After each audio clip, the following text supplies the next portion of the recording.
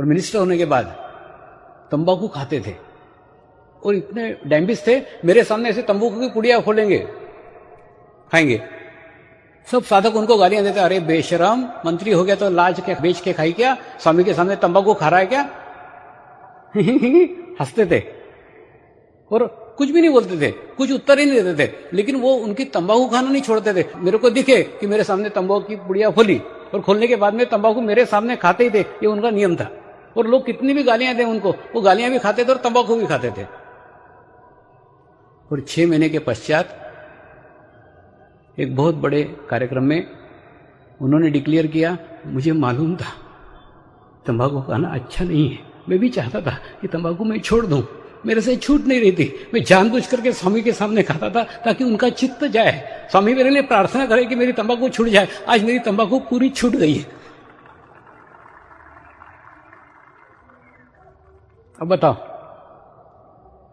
ऐसे ही पॉलिटिशियंस रहते हैं। कहां मेरे वाइब्रेशंस का इस्तेमाल किया, कहां मेरे चित्त का इस्तेमाल किया, जानबूझ करके मेरा चित्त जाए इसलिए मेरे सामने तंबाकू खाते थे। तो ये पॉलिटिशियंस भी आवश्यकता है अच्छे आवामंडल की, आवश्यकता है अच्छे ओरा की। और आज हमारे प्रजातांत्रिक देश में सारी न्यू इन्हीं लोगों पे रखी गई है। घृणा पाप से करो, पापी से नहीं। पापी और पाप अलग अलग है। जब आप ध्यान की स्थिति में जाओगे तो ये अंतर नजर आएगा, ये चेंज नजर आएगा, पाप नजर आएगा, पापी अलग नजर आएगा। तो आप पापी से घृणा नहीं करोगे, पाप से घृणा करोगे। तो वैसे गंदी पॉलिटिक्स से घृणा करो, पॉलिटिशियन से घृणा मत करो। पॉलिटिक्स और पॉलिटिशियंस अलग अलग है, पाप और पापी जैसा ही सवाल है। और उसी के ऊपर हमारा प्रजातंत्र का नींव रखा हुआ है।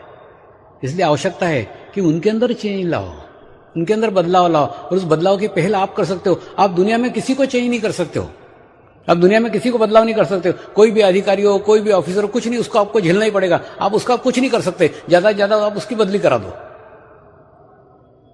सिर्फ राजनेता ही एक ऐसा है जिसको आप चेंज कर सकते हो, आप आपके इच्छा अनुसार बिठा सकते हो, उसके अंदर बदलाव ला सकते हो। वो आपसे बहुत डरता है, आपके वोट के अधिकार को जानता है। सिर्फ आप आपके अधिकार को नहीं जानते। आप गुस्सा करके आप बोलते वोट नहीं डालने का, नहीं, वोट का अधिकार का प्रयोग करो, वोट डालो। आपका वोट एक प्रजातंत्र को मजबूत करेगा, सशक्त करेगा। तो चौथा स्तंभ है राजनेता। ये राजनेता के ऊपर हमारी पूरा प्रजातांत्रिक ढांचा तैयार है, निर्भर है। इसलिए उसको मजबूत करो, उसको स्ट्रांग करो। तो ये लोग अगर ध्यान मार्ग में आएंगे, ये लोग मेडिटेशंस करेंगे, उनकी आत्मा जागृत होगी, तो आत्मा जागृत होने के बाद में वो उनके ही गुरु हो जाएंगे। उनके हाथ से कोई गलत कार्य हो ही नहीं सकता, कोई बुरा कार्य नहीं हो ही नहीं सकता। इसलिए उन्होंने भी इस मार्ग में आना चाहिए, ध्यान करना चाहिए, मेडिटेशंस करना चाहिए। अगर मेडिटेशंस करेंगे तो उनके भी जीवन में एक आत्म शांति का अनुभव प्राप्त करेंगे, एक आत्म सुख का अनुभव प्राप्त करेंगे। क्योंकि वास्तव में समाज में जाने का, समाज में सेवा करने का, समाज का कल्याण करने का एक सुअवसर परमेश्वर ने उनको दिया हुआ है। उद्देश्य को समझे, परमेश्वर ने चांस दिया हुआ है, उस चांस को समझे और उसका सदुपयोग करे। ऐसे ये 4 स्तंभ जिनके ऊपर हमारा समाज टिका हुआ है, डॉक्टर, वकील, पुलिस और पॉलिटिशियंस, ये 4 अगर ध्यान करेंगे, 4 अगर मेडिटेशंस करेंगे तो भारत के एक नवनिर्माण में, भारत के एक बदलाव में, भारत के चेंज में बहुत प्रमुख भूमिका अदा कर सकते हैं। तभी भारत विश्व का गुरु हो सकेगा, विश्व का सिरमौर हो सकेगा। एक सर्वोच्च स्थान अगर अपने देश को दिलाने का है तो इन 4 लोगों का इसमें योगदान आवश्यक है। आज का चक्र स्वादिष्टान चक्र है। ये स्वादिष्टान चक्र 6 पंखुड़ी वाला चक्र है। ग्रह के हिसाब से बुध ग्रह का स्थान है। और दोष बताओगे तो अति विचार इसके दोष हैं। खूब विचार करना इसका दोष है। खूब विचार करने से डायबिटीज की बीमारी होती है, तनाव की बीमारी होती है, टेंशन का निर्माण होता है। और इसका तत्व है अग्नि। मैं बच्चों को भी कहता हूं कि अगर अच्छा अभ्यास करने का है, अच्छा पढ़ने का है, आपको लगता है मन की एकाग्रता बनी रहे, पढ़ाई करते समय आपको दूसरे विचार नहीं आए, तो आप पढ़ते समय अपने पढ़ाई के टेबल के ऊपर, अपने पढ़ाई के कमरे के अंदर एक घी का दीपक लगा करके देखो। आप सिर्फ प्रयोग करके देखो। अगर आपको लगे उसके अंदर कुछ चेंज आया है, उसके अंदर कुछ बदलाव आया है, तो आप उसको अपनाओ। तो अगर एक घी का दीपक जला करके पढ़ने बैठते हो तो वहां पे आपको एक निर्विचारता का स्थिति निर्माण हो जाता है, क्योंकि दीपक का खुद का एक आभामंडल रहता है, दीपक का खुद का एक ओरा रहता है। और घी के दीपक से तो बहुत अच्छा प्रभाव रहता है। उससे एक आसपास का वातावरण शुद्ध हो जाता है, पवित्र हो जाता है। उस वातावरण में आपको दूसरे कोई विचार ही नहीं आएंगे। आप पढ़ रहे हो तो पूर्ण एकाग्रता के साथ पढ़ सकते हो। तो अग्नि इसका तत्व है। तो अगर हमारे शरीर में अग्नि तत्व की कमी हो जाती है तो ये अति विचार की समस्या निर्माण होती है। इसीलिए हम देखते हैं धार्मिक कोई भी क्रियाकलाप हो, किसी भी धर्म के कोई भी कर्मकांड हो, प्रत्येक कर्मकांड में अग्नि जरूर उपस्थित रहता है। कहीं अगरबत्ती के रूप में रहता है, कहीं घी के दिए के रूप में रहता है, कहीं लोबान के रूप में रहता है, कहीं पे कैंडल के रूप में रहता है, कहीं लकड़ी के रूप में रहता है। किसी न किसी रूप में अग्नि विद्यमान रहता है। कभी सोचा है कि ऐसा क्यों रहता है? ऐसा इसलिए रहता है क्योंकि अग्नि विचारों को नष्ट करता है, विचारों को नाश करता है। दूसरा, ध्यान करने से, मेडिटेशंस करने से एकदम कुछ चेंज आ जाएगा, एकदम बहुत बड़ा बदलाव आ जाएगा, ऐसा मत सोचो। ये सब प्रगति बहुत धीरे धीरे होती है। कैसे वो बताता हूं। ये समझ लो आपको आदत है 10 मिनट तक विचार करने की। ऐसा 10 मिनट तक विचार किया, फिर आपका ग्राफ नीचे आया, फिर दूसरा विचार किया 10 मिनट का, फिर विचार नीचे आया, फिर तीसरा आया, फिर 10 मिनट का विचार आया। अगर आपके विचारों की तीव्रता 10 मिनट की है तो 10-10 मिनट के विचार आएंगे, फिर चढ़ेंगे, फिर जाएंगे, आएंगे, चलेंगे। हाँ, ध्यान करोगे, मेडिटेशन करोगे तो क्या चेंज आएगा बताता हूं। चेंज ये आएगा, जैसा विचार आता है ना 10 मिनट का, वैसा 10 मिनट का आएगा ही। उसके बाद में दूसरा जो विचार आएगा वो ग्रेजुअली छोटा होगा। 10 मिनट से बाद में 9 मिनट का आएगा, और दोनों के बीच में एक विलंब आएगा। योग की भाषा में उसको विलंब कहते हैं। 10 मिनट का विचार और 9 मिनट के विचार के बीच में 1 मिनट का विलंब। उसके बाद में फिर धीरे धीरे 9 मिनट के बाद में 8 मिनट का विचार, 2 मिनट का विलंब, फिर 7 मिनट का विचार, 3 मिनट का विलंब। तो विलंब होते जाएगा, बीच में गैप आते जाएगा। अभी क्या होता है मालूम है? जैसे राशन की दुकान में लाइन लगी हो, ऐसे विचारों की लाइन लगी रहती है। एक गया, दूसरा आया, दूसरा गया, तीसरा गया, तीसरा, तुरंत। ध्यान करोगे, मेडिटेशन करोगे तो उसमें गैप निर्माण होगा, थोड़ा सा गैप आएगा बीच में, और ये गैप धीरे धीरे बढ़ते बढ़ते विचारों की तीव्रता कम हो जाएगी, और बाद में विचार नहीं आएगा, ऐसा नहीं आएगा। जैसे हम देखते हैं ना बरसात में, बरसात गिरती है तो पानी का बबूला आता है, आया, एक क्षण में टूट गया। उसके बाद में उसका ज्यादा जीवन नहीं रहता, ज्यादा लाइफ नहीं रहता, एक क्षण में बबूला टूट जाता है पानी का। आजकल नए नए प्रयोग हो रहे हैं, मैनेजमेंट के प्रयोग हो रहे हैं। फैक्ट्रियों के अंदर मैनेजमेंट में सिखाया जाता है डिप्रेशन है क्या, नकारात्मक विचार है क्या। तो नकारात्मक विचार है तो नकारात्मक विचार दूर करने के लिए सकारात्मक विचार करो। एक ऐसा चलन निकला है आजकल, बहुत बड़े बड़े फैक्ट्री में हो रहा है। अगर कर्मचारी नकारात्मक विचार करते हैं ना तो उनको बोलते हैं नकारात्मक विचार अगर बंद करने का है तो आप सकारात्मक विचार करो। लेकिन वास्तव में नकारात्मक विचार का तोड़, वास्तव में नकारात्मक विचारों का निदान सकारात्मक विचार कभी नहीं हो सकते। क्यों नहीं हो सकते? क्योंकि वो विचार ही है। आप सकारात्मक विचार करो तो भी आपकी ऊर्जा नष्ट होती है, आप नकारात्मक विचार करो तो भी आपकी ऊर्जा नष्ट होती है। यानी विचार आप कोई भी करो आपकी ऊर्जा नष्ट होती ही है। और किसी व्यक्ति को आप नकारात्मक विचार से उसको सकारात्मक विचार की तरफ प्रेरित कर सकते हो, थोड़े समय रहेगा, लेकिन आफ्टर ऑल बाद में वो फिर नकारात्मक विचार करने लग जाएगा, क्योंकि विचार तो कर ही रहा है ना। तो नकारात्मक विचार का तोड़ सकारात्मक विचार नहीं है, उसका तोड़ है उसका निदान है निर्विचारता की स्थिति, निर्विचारता की, शून्यता की स्थिति। वो शून्यता की स्थिति ही उसका निदान है। उसी के अंदर आपकी सारी ऊर्जा, आपकी सारी शक्ति केंद्रित होती है। यानी आप अगर सकारात्मक विचार करते हो तो भी आपकी ऊर्जा नष्ट करते हो, नकारात्मक विचार करते हो तो भी आपकी ऊर्जा नष्ट करते हो। दोनों विचार जब बंद हो जाते हैं, आपको निर्विचारता का स्थिति मिल जाता है। तो निर्विचारता स्थिति में ही आपकी ऊर्जा उधोगामी होती है। कई लोग, सामान्य लोग नहीं, बड़े बड़े साधु संत, मैं गिरनार पर्वत में बहुत सारे साधु संतों को मिला हूं, वहां पे भी यही हाल है। वो क्या समझते हैं मालूम है? निर्विचारता का स्थिति यानी ध्यान। माने समाज में जो सोच रहे सोचो, वो साधु संत तक भी ये सोचते हैं कि निर्विचारता का स्थिति यानी ध्यान। एक भूतकाल के विचार, एक भविष्यकाल के विचार, दोनों विचार बंद हो गए, निर्विचारता का स्थिति आ गया, यानी ध्यान हो गया। तो निर्विचारता का स्थिति यानी ध्यान। ध्यान का अर्थ लगाया जाता है निर्विचार स्थिति होना यानी ध्यान। आपको भी कई मेडिटेशंस की मेथड ऐसे मिलेंगी जो आपको बोलेंगे निर्विचार स्थिति प्राप्त होगी, हाँ बस ध्यान लग गया। वास्तव में निर्विचारता का स्थिति ध्यान नहीं है। निर्विचारता का स्थिति वह स्थिति है जो स्थिति में से ध्यान में जाया जाता है। यानी निर्विचारता का स्थिति ध्यान नहीं है, निर्विचारता का स्थिति वो स्थिति है जिस स्थिति में से ध्यान में जाते हैं, ध्यान में जाया जाता है। लेकिन निर्विचारता का स्थिति ध्यान कदापि नहीं है। ध्यान अलग है और निर्विचारता का स्थिति अलग है। जैसे रॉकेट रहता है ना, रॉकेट लॉन्चर रहता है, तो इसे निर्विचारता की स्थिति है जिस स्थिति में से आप ध्यान में जाते हैं। और ध्यान में जाने के बाद में आपको एक शून्य की अवस्था प्राप्त हो जाती है, आपका अस्तित्व शून्य हो जाता है और आपके आसपास आपका आभामंडल निर्माण होना चालू हो जाता है, आपके आसपास आपका ओरा निर्माण होना चालू हो जाता है। ये ध्यान से संभव है, ध्यान से होता है। लेकिन निर्विचारता का स्थिति ध्यान नहीं है। निर्विचारता का स्थिति जहां जाके सारे मेडिटेशंस का मेथड खत्म हो जाता है, निर्विचार स्थिति प्राप्त हो गई, शून्य की अवस्था प्राप्त हो गई, ध्यान लग गया, ऐसा नहीं है। उसके लिए तो गुरु की भी आवश्यकता नहीं है। निर्विचार स्थिति के लिए गुरु की आवश्यकता नहीं है। आपने कई बार देखा होगा, भजन मंडली रहती, भजन गाते हैं, गुरु के भजन गाते गाते गाते गाते गाते गाते गाते गाते गाते एकदम ऐसे लीन हो जाएंगे, एकदम निर्विचार स्थिति आ जाएगी। गुरु की क्या आवश्यकता है?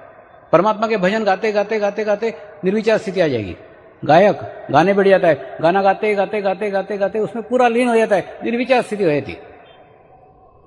तो निर्विचार स्थिति प्राप्त करने के लिए गुरु की आवश्यकता नहीं है। बिना गुरु के भी निर्विचार स्थिति प्राप्त हो सकती है। योग मार्ग से हो सकती है, भजन से हो सकती है, गायन से हो सकती है, जाप से हो सकती है। जाप करते करते करते करते करते करते करते निर्विचारता की स्थिति प्राप्त हो जाता है।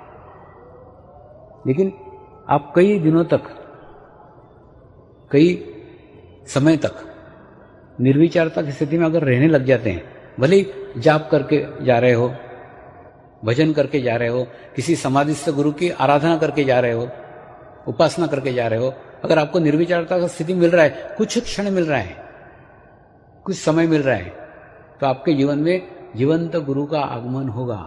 क्योंकि ये वो स्थिति है जिस स्थिति में से आपको आगे का रास्ता निकालने का है, आगे का मार्ग निकालने का है। और निर्विचारता की स्थिति से आगे का रास्ता, आगे का मार्ग जीवंत गुरु ही प्रदान कर सकता है। तो आपके जीवन में किसी जीवंत गुरु का आगमन होगा। मतलब ये सब करोगे तो बेकार नहीं जाएगा।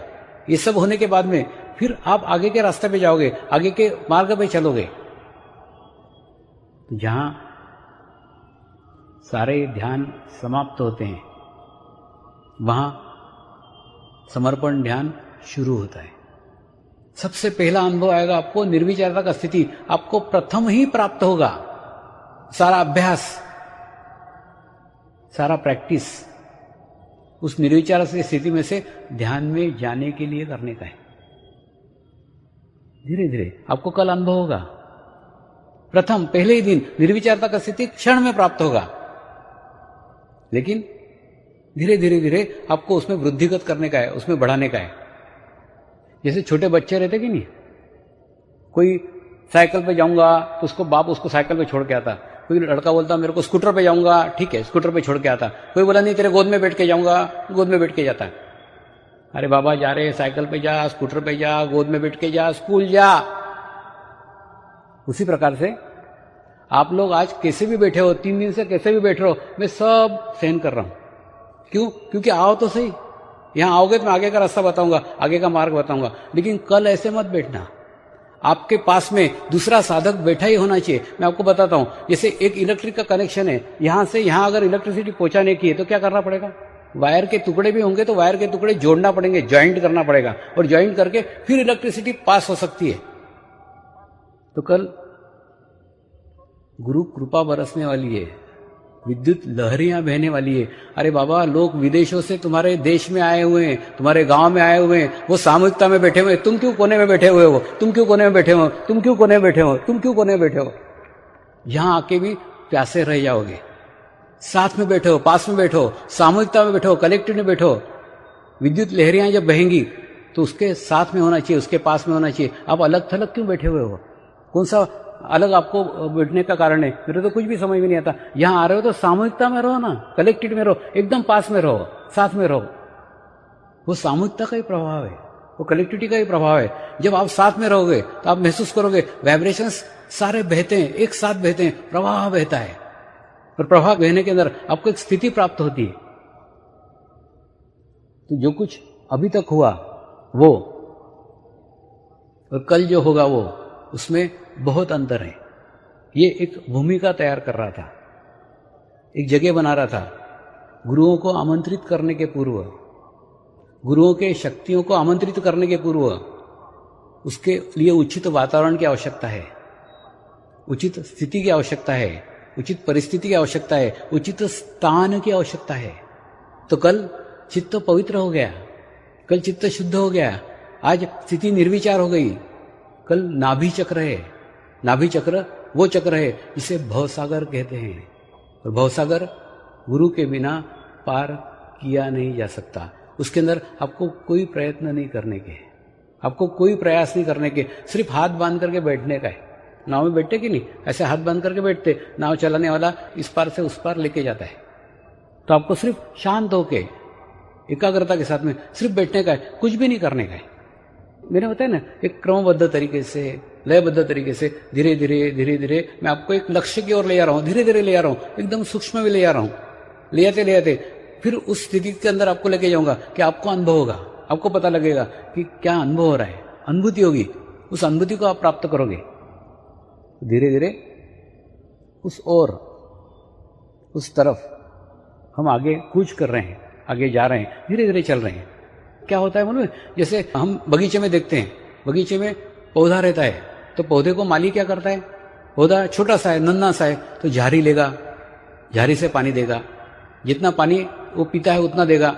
उसके बाद में और बड़ा होगा, और देगा, और बड़ा होगा, लोटे से डालेगा, उससे बड़ा हो गया बाल्टी से डालेगा, उससे बड़ा हो गया पाइप लगा देगा। माने माली पानी देना चाहता है, माली पौधे को बड़ा करना चाहता है, लेकिन माली जानता है कि उसको कितनी आवश्यकता है, उस पौधे को कितनी आवश्यकता है। क्योंकि पानी जहां एक तरफ उसका जीवन हो सकता है, पानी उसका एक तरफ मृत्यु भी हो सकता है, यानी अच्छा और बुरा इफेक्ट दोनों हो सकता है। उसकी आवश्यकता क्या है, उस आवश्यकता के अनुसार जैसे माली धीरे धीरे धीरे धीरे धीरे धीरे प्रदान करता है ना, उसी प्रकार से, ठीक एकदम उसी प्रकार से गुरु भी शिष्य के अंदर जगह बनाता है, रास्ता बनाता है, और रास्ता बना करके धीरे धीरे धीरे धीरे उसकी आवश्यकताएं बढ़ाता है, उसकी भूख बढ़ाता है। और बढ़ाने के बाद में जैसी आवश्यकता होगी वैसा होगा। तो ऐसे ही आपका है। मैं तो आपके हाथ की कठपुतली हूं, आप जैसी इच्छा करोगे, आप जैसा वातावरण करोगे वैसा उत्तर आएगा। किसी को एक प्रश्न का उत्तर मैं 2 मिनट में दे देता हूं, किसी को उसी प्रश्न का उत्तर 2 घंटे में देता हूं। तो क्या चेंज है, क्या बदलाव है? कुछ नहीं। उसका पूछना, वो कितने स्तर के ऊपर पूछ रहा है, किस स्थान से पूछ रहा है, क्या जानना चाहता है, उसकी क्या लायकियत है, क्या स्थिति है, उस स्थिति के अनुसार वो आंसर आएगा। 2 मिनट में भी आएगा, 2 घंटे में भी आएगा। विदेशों में अलग अलग अनुभव होते रहते हैं, अलग अलग एक्सपीरियंस होते रहते हैं, और ये लोग एकदम सहजता से, एकदम आसानी से विश्वास नहीं कर लेते। जब मैं प्रथम बार इंग्लैंड गया था तो एक जीटा नाम की योगा टीचर मेरे कार्यक्रम में आई, और कार्यक्रम में 10 बच्चों को भी साथ लेके आई थी। और लाने के बाद में उसने अपने बच्चों को बिठा के रखा था, उसको बताया था अगर मैंने अंगूठा दिखाया तो समझ लेना हमको बैठने का है, और अंगूठा नहीं दिखाया तो 10 मिनट के बाद में मैं भी उठ के चली जाऊंगी, तुम भी उठ के आ जाना। और वो जीटा ने 10 मिनट के बाद में उन बच्चों को अंगूठा दिखाया, और बाद में उन सब लोगों ने शिविर अटेंड किया, ध्यान किया, लेकिन उसने अपना अनुभव बताया। स्वामी जी, मैं आपका ओरा देख रही थी, आपके वाइब्रेशन देख रही थी, आपकी एनर्जी देख रही थी, और देखने के बाद में फिर मैंने निर्णय लिया कि इसमें बैठने का है कि नहीं बैठने का है। तो कहने मतलब वो लोग भी परीक्षण करते हैं, वो लोग भी जांच करते हैं, वो लोग भी परख करते हैं, और परखने के बाद में मतलब फिर जब समर्पित हो जाएंगे फिर किंतु परंतु कुछ नहीं, फिर पूर्ण समर्पित हो जाएंगे। लेकिन पहले जांच करेंगे, पहले परख करेंगे, और परख करने के बाद में फिर उसमें भाग लेंगे। ऐसे ही एक बार एक हेजल नाम की अंग्रेजी लेखिका कभी ऑस्ट्रेलिया में गई थी, तो ऑस्ट्रेलिया में उसे मेरे बारे में कुछ जानकारी प्राप्त हुई। वहाँ से इंग्लैंड आई, इंग्लैंड आके बार बार मैं जिसके घर रुका था उसको फ़ोन कर रही थी, मुझे स्वामी जी से मिलने का है, मेरे को इंटरव्यू लेने का है, मैं एक पुस्तक लिख रही हूँ। तो मैंने उसको कहा, मेरा एक नियम है, तो पहले शिविर कर, पहले ध्यान कर, ध्यान की अनुभूति ले, और अनुभूति लेने के बाद में प्रश्न पूछ, तो तेरे प्रश्न उस स्तर के होंगे। थियोसॉफिकल सोसाइटी में आई, पूर्ण 8 दिन का शिविर किया, ध्यान किया, अनुभूति ली, और अनुभूति लेने के बाद में फिर मिलने के लिए टाइम मांगा। तो मैंने उसको एक शर्त रखी, मेरी एक शर्त है, वो शर्त पूर्ण करेगी तो इंटरव्यू दूंगा। तो उसने कहा, आप जो भी शर्त रखो मैं पूर्ण करूंगी। मैंने उसको कहा, एक काम कर, जब तू लंदन से आ रही ना, आते आते एक सड़क पे पड़ा हुआ पत्थर उठा के लेके आ। उसको बहुत विचित्र लगा। उसके बाद में वो घूमी, वो लोग भी पागल रहते, एक बार पीछे लगे 17 किलोमीटर तो घूमी, और 17 किलोमीटर घूमने के बाद उसको एक झाड़ के नीचे पत्थर नजर आया। उसके बाद में पत्थर उठाया, पत्थर उठा के बाद में गंदा सा पत्थर था, उसको ऐसे टिश्यू पेपर से पकड़ करके लेके आई, मेरे सामने आई। स्वामी जी, आप बोले थे ना एक पत्थर लेके आओ, देखो सड़क पे पड़ा हुआ पत्थर लेके आई हूँ। फिर उसको लाके बेसिन में धोया, और धोने के बाद में फिर मेरे हाथ में दिया। मैंने कहा, ठीक है, देख। उस पत्थर को हाथ में लिया, और हाथ में लेके गुरु मंत्र का आह्वान किया, और आह्वान करके वो पत्थर उसको वापस दिया। तो उसने जो मेरे ऊपर पुस्तक लिखी है, उस पुस्तक में उसने लिखा है कि जब स्वामी जी को मैंने पत्थर दिया तो गंदा सड़क पे पड़ा हुआ पत्थर था, और जब स्वामी जी ने मेरे को दिया तो वो डायमंड था। आज भी मैंने उसको संभाल के रखा हुआ है। इतने वाइब्रेशंस, इतना चैतन्य पत्थर में क्षण मात्र में आ गया। क्यों आया? एक प्रभावशाली चित्त के कारण। और प्रभावशाली चित्त कैसे बना? अपनी बुद्धि चला करके नहीं हुआ, अपना एनालिसिस करके नहीं हुआ, अपनी तुलना करके नहीं हुआ, ये गुरु अच्छा है कि ये गुरु अच्छा है, ये तुलना करके नहीं हुआ, समर्पित करके हुआ। जब गुरु चरण पे संपूर्ण समर्पित हो गया, समर्पित होने के बाद में गुरु की शक्तियां मेरे माध्यम से बहन लग गई, मैं माध्यम मात्र हो गया, निमित्त हो गया। देखिए, जैसे हम चेस खेलने बैठते कि नहीं, तो चेस के अंदर एक आधा प्यादा बहुत तेजी के साथ आगे बढ़ रहा है, तो समझ लो उसके पीछे निश्चित किसी वजीर का जैक है, कोई वजीर पीछे बैठा हुआ है, तभी इतने स्ट्रांगली बढ़ रहा है, इसीलिए आगे बढ़ रहा है। ठीक उसी प्रकार से एक थोड़े से समय के अंदर, एक थोड़े से अवधि के अंदर समर्पण ध्यान विश्व स्तर के ऊपर फैल गया है, अनेकों देशों में फैल गया, अनेकों जगह फैल गए। और फैलने के बाद में इसका क्या कारण होगा? कारण यही होगा, उसके पीछे कोई शक्तियां कार्यरत है, कोई गुरु की शक्तियां उसके पीछे है, वो उससे कार्य करा रही है। नहीं तो एक व्यक्ति से इतना बड़ा कार्य कभी हो ही नहीं सकता। मेरे साथ जिन लोगों ने जंगलों में काम किया था, आदिवासी लोगों में काम किया था, जाए के बागान के मजदूरों में काम किया था, वो लोग आज भी याद करते हैं। उसमें का एक मैनेजर है, वो अभी ओमान में है, तो वो बैंक मैनेजर मुझे पूछता है, स्वामी चमत्कार हो गया, 7-8 साल में इतने विश्व स्तर के ऊपर कैसे फैल सकता है, कैसे हो सकता है, कैसा हुआ, क्या किया? तो मैंने उसको जो 2 बातें बताई, वही बातें आज युवा पीढ़ी को बता रहा हूं। 2 बातें, एक तो निस्वार्थ भाव से कार्य किया, कभी भी कोई पैसा चार्ज नहीं किया, निःशुल्क किया, क्योंकि इसका कोई मूल्य हो ही नहीं सकता। जो देने जा रहे हैं, अरे गुरु का प्रसाद है, प्रसाद का कोई कीमत रहता है क्या? तो वो निःशुल्क किया एक, और सदैव अच्छा कार्य किया। तो सदैव अच्छे कार्य में कार्यरत रहो। आप अपने आप को जांचो ना, आप जो दिन में कार्य करते हो, देखो मैं कौन सा अच्छा कार्य कर रहा हूं, कौन सा बुरा कार्य कर रहा हूं। सदैव अच्छे कार्य के साथ जुड़े रहो और सदैव निस्वार्थ भाव से करो, तो ऑटोमेटिकली सफलता आपकी कदम चूमेगी। ये मेरे जीवन का रहस्य आज आपको बता रहा हूं। छोड़ दो ये छोटे छोटे बातें, छोटी छोटी बात सब छोड़ करके निस्वार्थ भाव से कार्य करो, आगे विस्तार होगा। मुंबई में जब पहली बार आया तो कई उद्योगपति बहुत बड़े बड़े उद्योगपति आते थे, स्वामी जी आपका ध्यान तो बहुत अच्छा है, आपकी मेथड भी बहुत अच्छी है, आपकी पद्धति भी बहुत अच्छी है, ध्यान भी बहुत अच्छा लगता है, अनुभूति भी बहुत अच्छी आती है, लेकिन आप ना निःशुल्क करते हो ना तो लोग बोलेंगे ये थर्ड क्लास है। मैंने बोला ये उसकी सोच है। अरे बाबा ये तो मैं गुरु का कार्य करने के लिए निकला हूं, वो जैसा बोलेंगे वैसा करूंगा। उन्होंने बोला निःशुल्क कर, मैं निःशुल्क कर रहा हूं, तो तेरे लिए मैं कोई शुल्क थोड़ी लगाऊंगा, तेरे कहने से चेंज नहीं होगा, तेरे को आना हो तो आने तो मत आ। उस समय वो बात उनके समझ में नहीं आई। आज वो पीछे घूमते हैं, लेकिन आज मेरे पास ही समय नहीं है, आज मेरे पास ही टाइम नहीं है। मैंने उनको बताया था जो गुरु ने किया है मैं उसमें रत्ती भर भी चेंज नहीं करूंगा, ना इधर करूंगा ना उधर करूंगा। उन्होंने जैसा बोला है मैं सिर्फ वैसा ही करूंगा, उसी रास्ते पे चलूंगा, उसी मार्ग पे चलूंगा, क्योंकि ये कार्य मेरा है ही नहीं, ये कार्य पे मेरा नियंत्रण ही नहीं, नियंत्रण सब उसका है, वो सारा नियंत्रित कर रहा है। तो मैं तो सिर्फ माध्यम मात्र हूं, निमित्त मात्र हूं, मैं तो सिर्फ समाज में जा रहा हूं और कार्य कर रहा हूं, लेकिन उसके अंदर मैं कुछ भी चेंज नहीं करूंगा, कुछ भी बदलाव नहीं करूंगा। और सिर्फ भारत में नहीं, सारे विश्व में ये निःशुल्क है। सारे विश्व में हजारों जगह सेंटर्स चलते हैं, हजारों के चल रहा है, लेकिन सारी जगह निःशुल्क है, सब जगह कहीं पे भी जाओ निःशुल्क है। दूसरा, आश्रम, गुरु सानिध्य ऐसे स्थान होते हैं जहां आपकी कोई पहचान नहीं होती, आपकी कोई आइडेंटिटी नहीं होती। आप कभी मेरे किसी दौरे में चल के देखो, आपको कोई कुछ भी नहीं पूछेगा, आप कौन से जाति के हो, कौन से धर्म के हो, आपका नाम क्या है, आपका पेशा क्या है, आपका पद क्या है, आप कौन से पोस्ट हो, कुछ नहीं पूछेगा। आप एक साधक हो, इसमें आपकी सारी पहचान खत्म हो गई। आश्रम के अंदर तो नंबर देते हैं, 13 नंबर, 12 नंबर, 11 नंबर, साधक का सिर्फ इतना क्रमांक, बस उतना ही उसकी पहचान है, बाकी वो कौन से पोस्ट पे।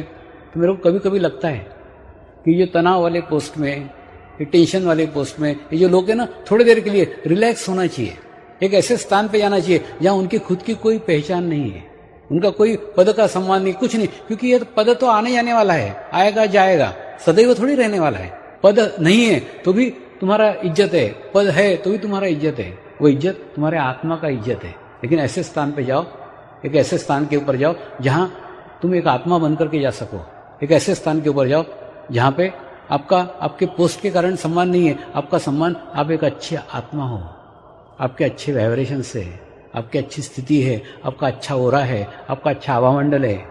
आपके आभामंडल को देख करके, आपके ओरा को देख करके लोग प्रभावित हो रहे हैं। ऐसा वातावरण आपको मिलना चाहिए। और ऐसे वातावरण में अगर आप जाते हो, ऐसी सामूहिकता में आप जाते हो, ऐसे कलेक्टिविटी में आप जाते हो, तो आपको एक अंतर सुख प्राप्त होगा। देखो मैं जो कुछ कह रहा हूं इसका अनुभव लेके देखो तो आपको बराबर होगा। ये सोशल वर्क नहीं है, ये सामाजिक कार्य नहीं है, कोई सामाजिक कार्य नहीं है। क्यों नहीं है? क्योंकि मैं साधकों को ही बोलता हूं समाज कार्य मेरे जाने के बाद करना। आनंद के पास में एक बहुत बड़े गुरुजी का बहुत बड़ा आश्रम है, बहुत बड़ी संस्था है, वहां पे कार्यक्रम हुआ। और जब मेडिटेशंस का कार्यक्रम हुआ, ध्यान का कार्यक्रम हुआ, 8 दिन उनके संस्था के प्रमुख से मेरे को मिलने का सौभाग्य मिला। तो प्रमुख ने ही बताया, स्वामी जी हमारे गुरुदेव थे ना, तब 100% सिर्फ ध्यान होता था, सिर्फ मेडिटेशन होता था, बाकी कुछ नहीं। उसके बाद में धीरे धीरे ना फिर ध्यान 10% कम हुआ, फिर सोशल वर्क 10% जुड़ गया, फिर 20% सोशल वर्क जुड़ गया, 20% ध्यान कम हो गया, और धीरे धीरे करते करते अब सब सोशल वर्क ही सोशल वर्क रह गया, ध्यान समाप्त हो गया। क्योंकि ध्यान करने के लिए, मेडिटेशन करने के लिए गुरु आवश्यक है। तो मैं उनको बोलता हूं मैं जिंदा हूं तब तक सोशल वर्क मत करना, तुम ध्यान करो, मेडिटेशन करो, आध्यात्मिक प्रगति करो, आध्यात्मिक प्रोग्रेस करो। क्योंकि क्या होता है मालूम है, वो गुरु जाने के बाद में, वो ट्रस्ट के बाद में बहुत पैसे आते हैं। अब पैसे का क्या करने का, तो क्या कर सकते हो पैसे का? आध्यात्मिक कार्य तो पैसे से हो नहीं सकता। सोशल वर्क करोगे, दांत का दवाखाना, आंख का दवाखाना, ये वो सब करते सोशल वर्क। लेकिन सोशल वर्क से निदान नहीं है। निदान क्यों नहीं है? क्योंकि वो शाश्वत ही नहीं है। जैसे आप अगर समाज कार्य करता है, आप समाज में जाके कार्य करते हैं, तो आप क्या करोगे? एक आधे गरीब के पास पैसे नहीं है, उसको पैसे दोगे। एक के पास दवाई नहीं है, उसको दवाइयां दोगे। किसी के पास पुस्तकें नहीं है, पुस्तकें दोगे। किसी के पास कपड़े नहीं है, कपड़े दोगे। और देते समय कहीं ना कहीं ये भाव रहेगा कि मैं श्रेष्ठ हूं, वो कनिष्ठ है, वो मेरे से कमजोर है, मेरे से वीक है, इसलिए मैं दे रहा हूं। और जो दे रहे हो वो भी शाश्वत नहीं है। वो शाश्वत इसलिए नहीं है क्योंकि कपड़ा दोगे, कपड़ा कल फट जाएगा। दवाइयां दोगे, दवाइयां कल समाप्त हो जाएंगी। किताबें दोगे, किताबें कल फट जाएंगी। पैसे दोगे, पैसा कल समाप्त हो जाएगा। और वो फिर आपके ऊपर निर्भर हो जाएगा, फिर वो आपके ऊपर डिपेंड हो जाएगा। तो आपके ऊपर डिपेंड करते हो आप समाज कार्य करके, आत्मनिर्भर नहीं कर रहे हो। और समर्पण ध्यान उल्टा है, वो समाज कार्य नहीं करता, वो क्या करता, उस बच्चे को एक बुट पॉलिश की डब्बी और एक ब्रश दे देता ताकि वो अपना बुट पॉलिश करके खुद का जीवन यापन कर सके। किसी का मोहताज नहीं है वो। मैं आपके जीवन में आपको मोहताज करने के लिए नहीं आया, आपको मेरे ऊपर डिपेंड करने के लिए नहीं आया, आपको आत्मनिर्भर बनाने के लिए आया हूं, आपको सशक्त बनाने के लिए आया हूं। आपको मेरी तो क्या, आपको जीवन में किसी की आवश्यकता नहीं रहे।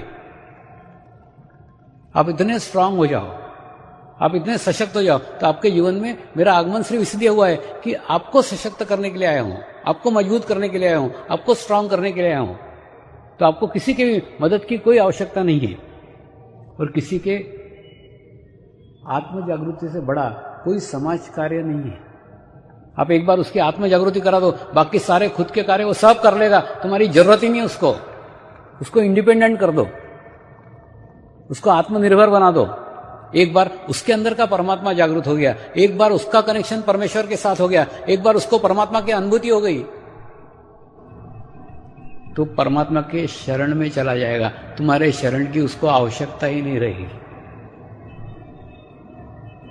तो उसको परमेश्वर के साथ जोड़ो, उसको परमात्मा के साथ जोड़ो, और परमात्मा के साथ जोड़ने के बाद में फिर आपको उसको लुक आफ्टर करने की, आपको उसका ध्यान देने की कोई आवश्यकता ही नहीं है। ये समाज कार्य से भी बढ़कर कार्य है और शाश्वत स्वरूप का कार्य है जो सदैव रहेगा। जैसे समझ लो आपकी एक बार जागृति हो गई तो आप ध्यान करो या मत करो, ऐसा नहीं कि वो चला जाएगा। आपको समझ लो 20 साल बाद आप बूढ़े हो गए, फिर याद आएगा, अरे उस दिन मैं अजमेर में स्टेडियम में गया था, वो स्वामी जी ने जागृति किया, चलो ध्यान करके देखते। जिससे ध्यान करना चालू करोगे अनुभूति चालू हो जाएगी। शाश्वत स्वरूप से परमानेंट है, एक बार जो मिला वो जाएगा नहीं, वो सदैव आपके पास रहने वाला है। तो कल आपको वो मिलने वाला है जो शाश्वत स्वरूप का सत्य है। उसके लिए चित्त को शुद्ध करके आओ, उसके लिए चित्त को पवित्र करके आओ, अपने आप को संजो करके आओ, संभाल करके आओ। जैसे नहा धो करके आते हो कि नहीं, वैसे चित्त को भी नहला धुला करके लाओ, सारी गंदगी छोड़ करके आओ, सारी बुराइयां छोड़ करके आओ, शून्य होके आओ, स्वाभाविक होके आओ, नैसर्गिक होके आओ, छोटे छोटे बच्चे बन करके आओ। कल आप आपके माँ के गोद में जाने वाले हो। कुंडलिनी माँ है आपकी, उसके सानिध्य में जाने वाले हो, उसके पास में जाने वाले हो। तो पूरी इच्छा शक्ति लेके आओ, और इच्छा शक्ति लेकर कल उस अनुभूति को प्राप्त करो, ऐसी मेरी शुद्ध इच्छा है। नमस्कार।